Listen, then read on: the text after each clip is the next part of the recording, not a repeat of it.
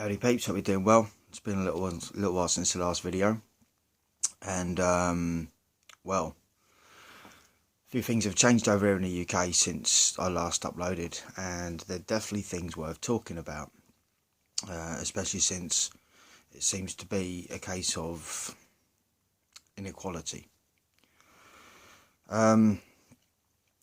So obviously I spoke about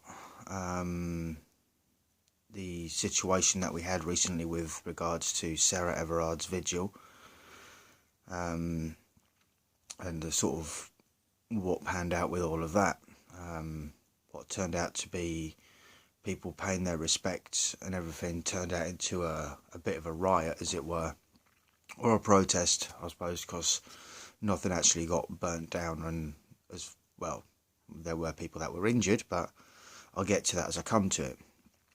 So, I believe it was as of Thursday just gone, it's around about the 21st of March now, or the 20th of March should I say.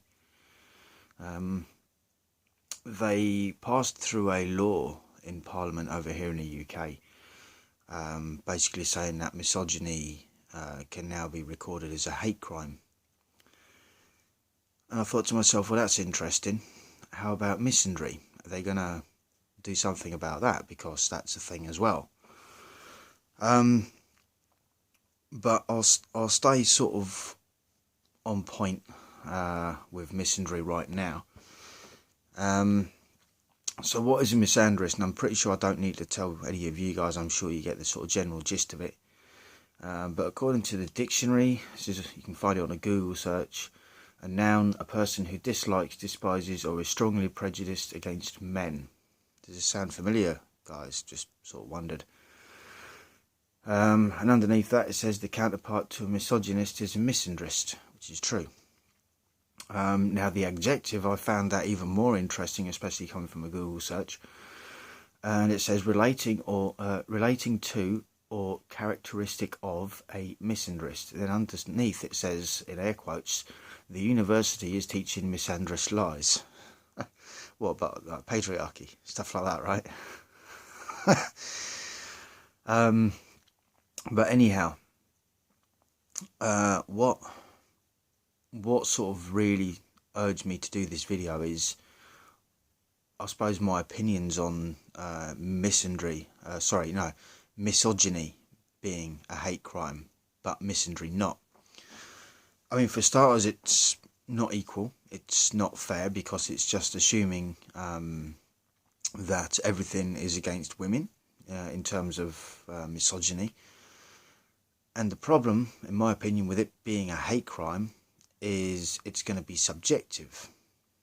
And not only is it going to be subjective, but, you know, we've seen things get taken out of context in the past, you know, whereas, you know, you might make a joke about women for argument's sake, and it may not necessarily be extremely bad taste. It might just be a joke. But the problem with that is, for the person telling the joke, then, yeah, they could end up facing consequences that they probably shouldn't be facing in the first place. You know, it's, in my opinion, this goes against the whole kind of freedom of speech things. And now, look, if you go back to a couple of years ago, some of you might remember the hashtag #KillAllMen. Well, I can't think of anything more misandrist than that. And imagine the sort of knee-jerk reaction that you'd get if guys were to start posting, alright, well, hashtag #KillAllWomen as a counter-action to hashtag #KillAllMen. So I don't think it's going to end anywhere well, if I'm honest. You know, it's going to be one of them things. And again, who is going to be the ones that make the final decision on whether someone has said something that's misogynistic?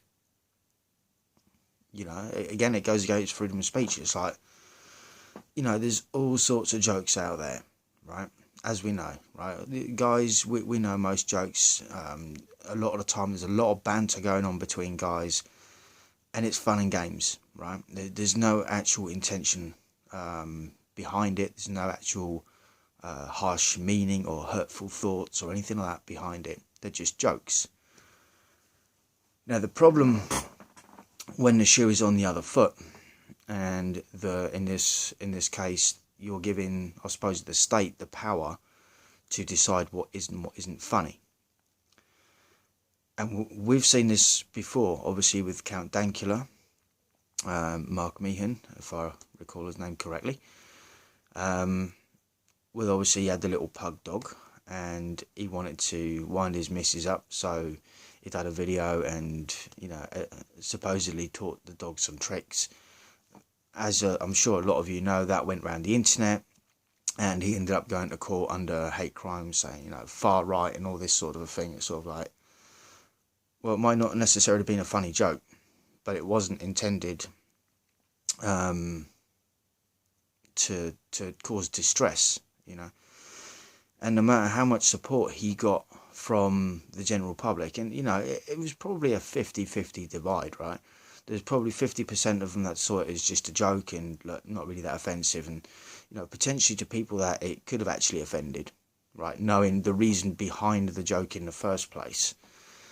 But again, it got taken out of context because it suited the media narrative, you know, because this is the other thing with the media. They love a witch hunt, you know. They love it because it's for them, it's selling a story, it's getting money, and, you know, not only that, but it's also, in that instance, I mean, I don't know Count Dankula on a personal level in the slightest, but I'm pretty sure he's not racist, and I'm pretty sure, you know, he's not anti-Semitic or anything like that. It was literally just a joke, right? Not saying it was necessarily funny for everyone, just saying it was a joke. But this is it. Now, with these misogyny laws, the problem with that is, because women can get offended at the slightest of things, and then they get to play the victim, because, you know, I had this sort of conversation with one of my friends a little while ago, and she actually pointed out, well, you know, generally speaking, in the society that we live in, men get vilified and women are the victim. It's like, well, yeah, but this is just it. The problem is, not all men are women, not all men are villains, and actually in today's society, yeah, not all men are women. I can go back to that one, say it and still be right. And not all women are men. But yeah, not all men are the villain, and not all women are the victim. It's subjective.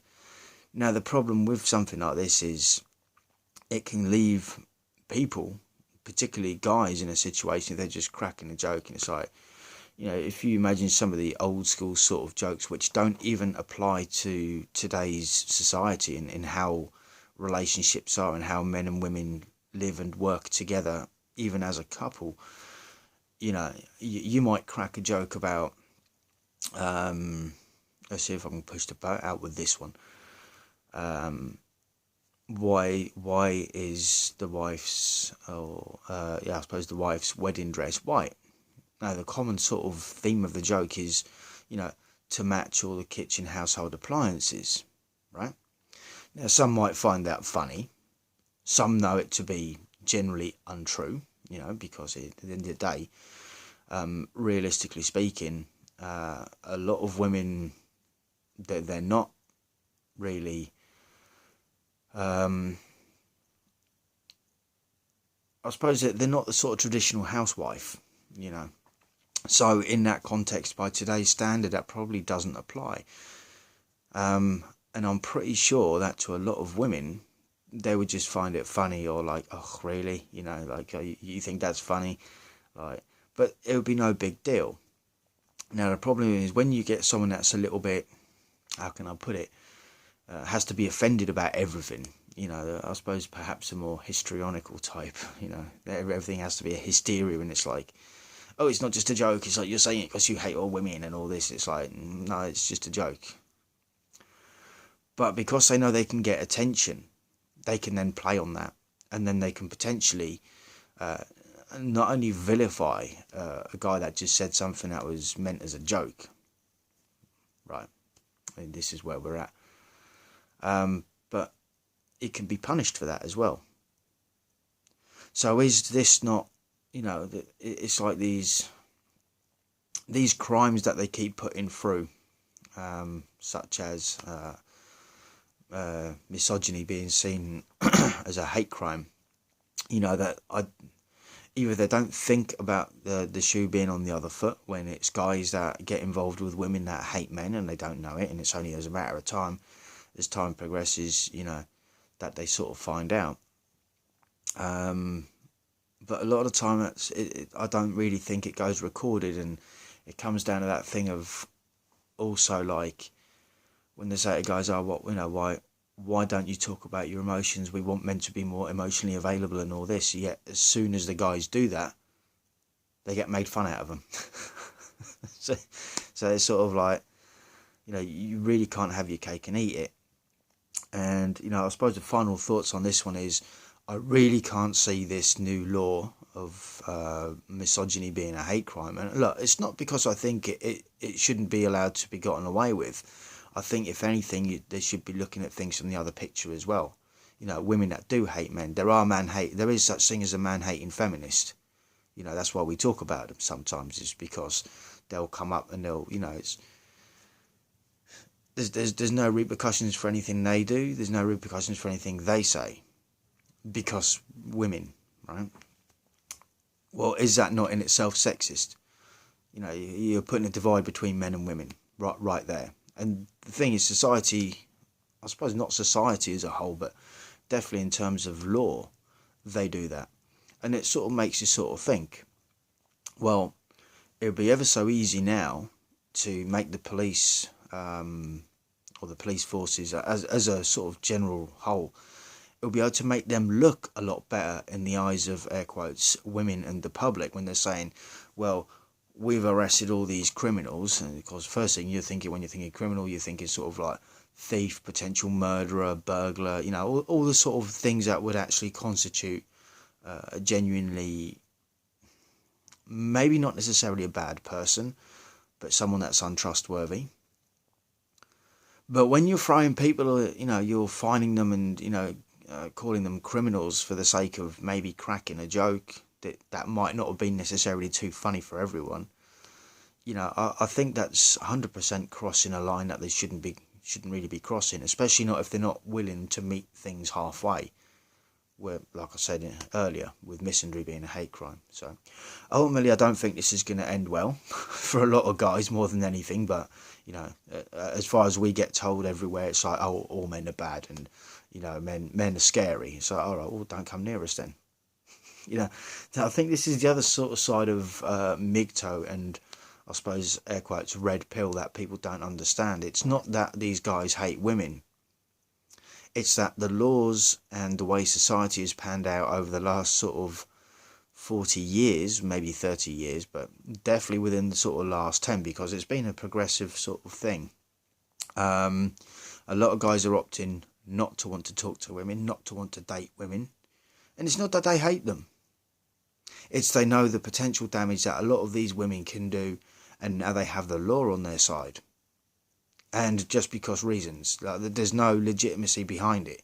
There's no counter-argument to, if you get accused of misogyny, you can't turn around and say, well, what they're doing is misandrist, So, like I say, I don't really think it's going to necessarily end too well, but I guess we'll see how things pan out.